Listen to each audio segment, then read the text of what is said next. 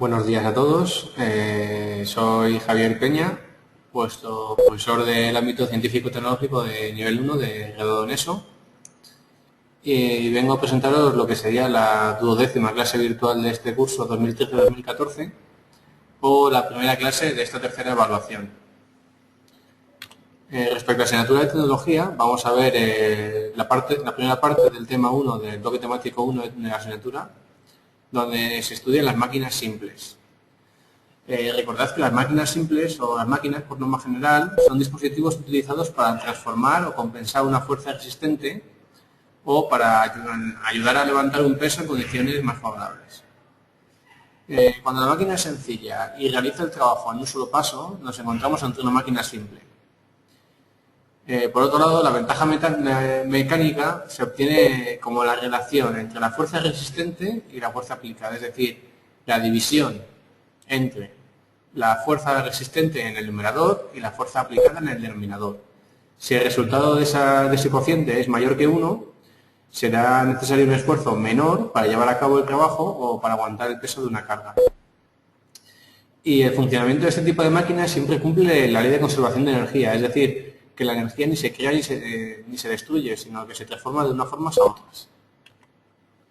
Y vamos a ver las tres máquinas fundamentales, máquinas simples fundamentales, que son, en primer lugar, la palanca, que consiste en una barra rígida que oscila sobre un eje, que se llama fulcro, y se fundamenta en que el punto de apoyo consigue multiplicar la fuerza ejercida en un punto.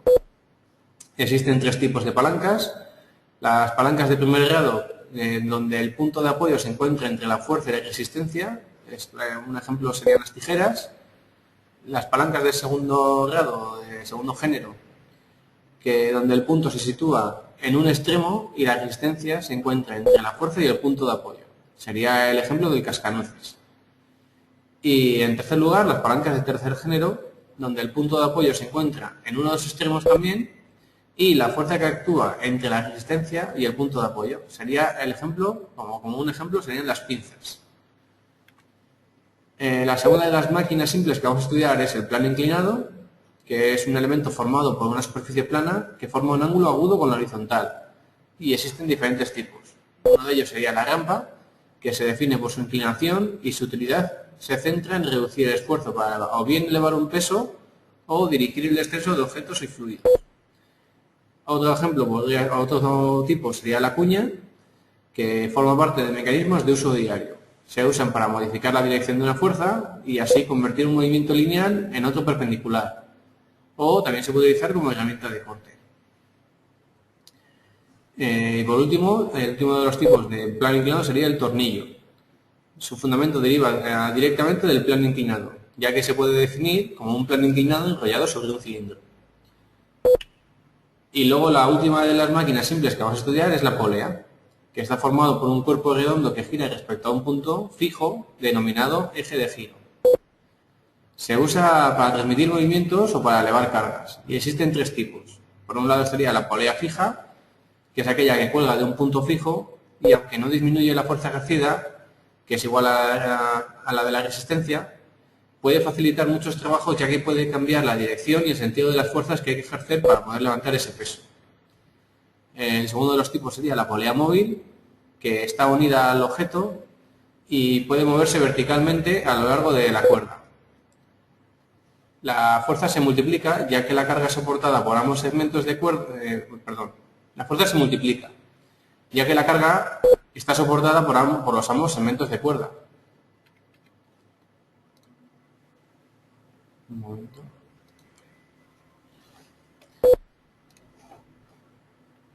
Uno de los segmentos de cuerda sería el que sujeta el techo, ¿vale?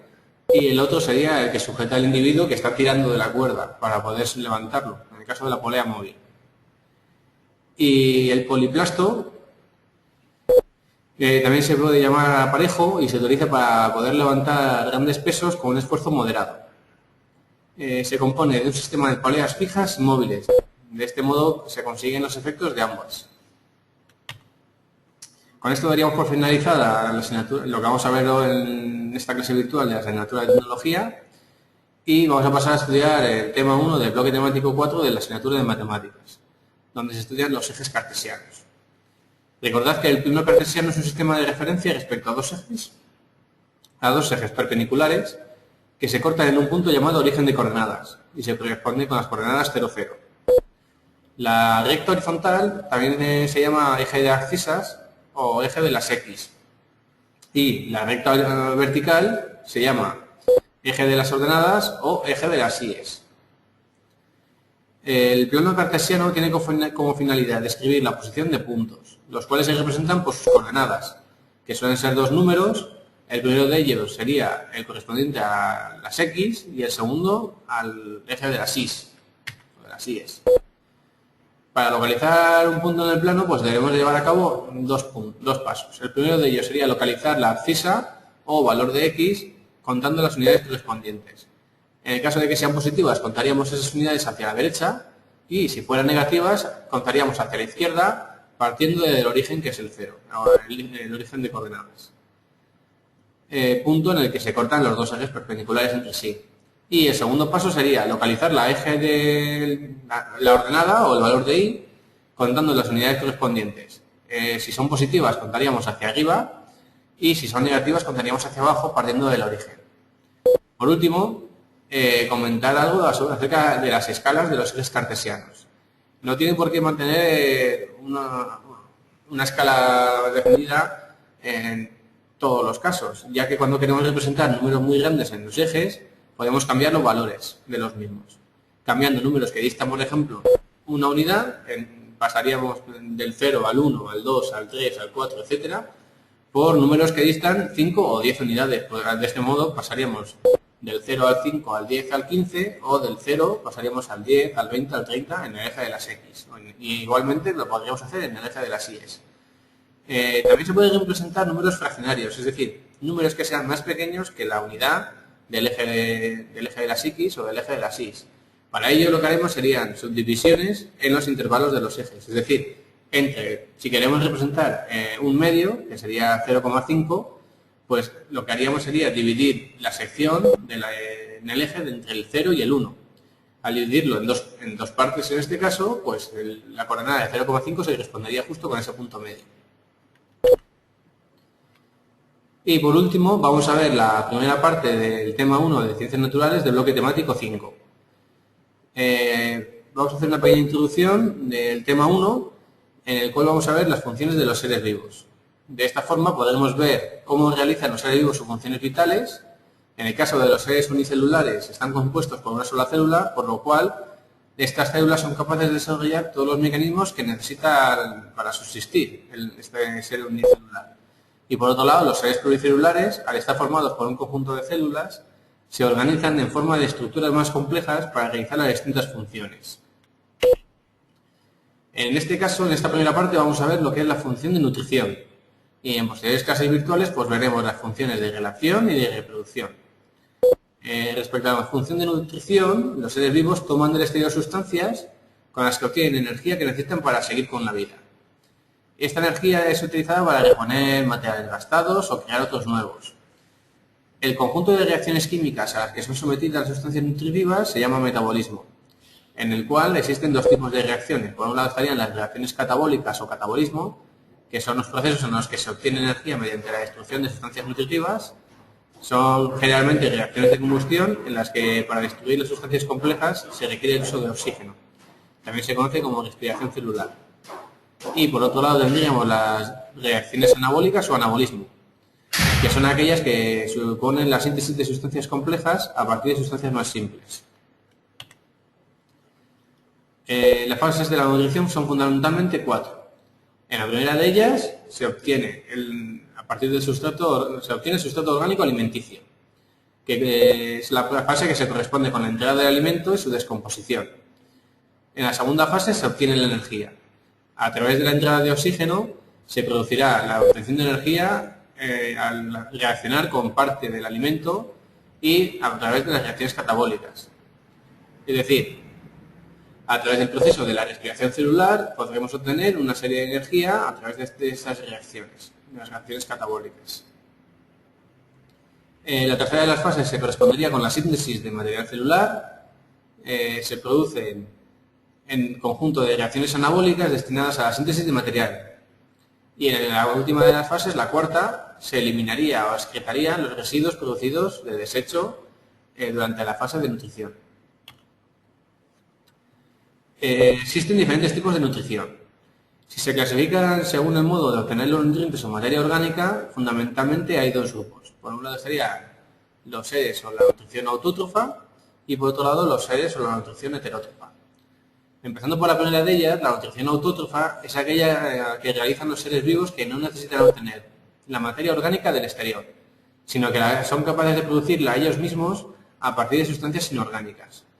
Sería el caso de los vegetales, que consiguen esta materia a través de los procesos de la fotosíntesis y de la respiración.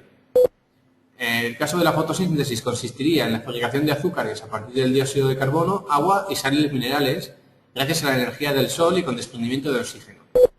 Al necesitar esa luz, para llevarlo a cabo, solo se puede realizar durante el día. Y la segunda de las fases sería la respiración, que se puede realizar tanto de día como de noche y consiste en la absorción de oxígeno, del oxígeno del aire por medio de sus hojas para efectuar en todas sus células la combustión de alimentos producidos por la fotosíntesis. Como resultado de este proceso de respiración se produce dióxido de carbono que se desprende a través de los estomas, que son unas partes de las hojas.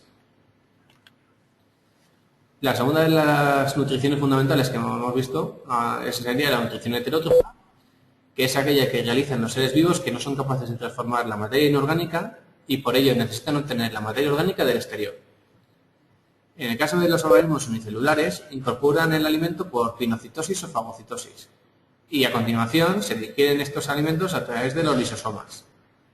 En el caso de los organismos pluricelulares, intervienen 4 aparatos en la nutrición. El primero de ellos sería el aparato digestivo, que es aquel aparato que descompone el alimento en sustancias nutritivas útiles.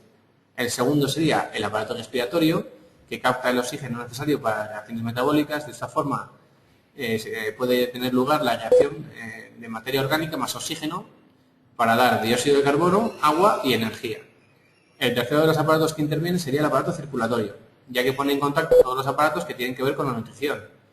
Es capaz de llevar hasta las células las sustancias nutritivas útiles a partir del aparato digestivo y también de llevar el oxígeno desde los pulmones hasta cualquiera de las células para poder llevar a cabo las reacciones catabólicas. Y por último, también interviene el aparato excretor, ya que una vez finalizado el proceso metabólico se encarga de eliminar las sustancias tóxicas producidas y de esta forma expulsarlas al exterior del individuo. Con esto daríamos por finalizada esta primera clase virtual de la tercera evaluación, que como habéis visto es muy cortita. En clases sucesivas iremos viendo las otras partes de los temas que hemos dejado pendientes. Espero que os sea útil de cara al estudio y de cara a la síntesis del material que tenéis de estudio. Y recordad que siempre que tengáis alguna duda, pues podéis poneros en contacto conmigo, bien por correo electrónico o bien llamando por teléfono para concertar una tutoría presencial o, bueno, que recordéis eso, que estamos a vuestra disposición para todo lo que necesitéis. ¿Vale? Pues nada, un saludo y que paséis buena semana. Hasta luego.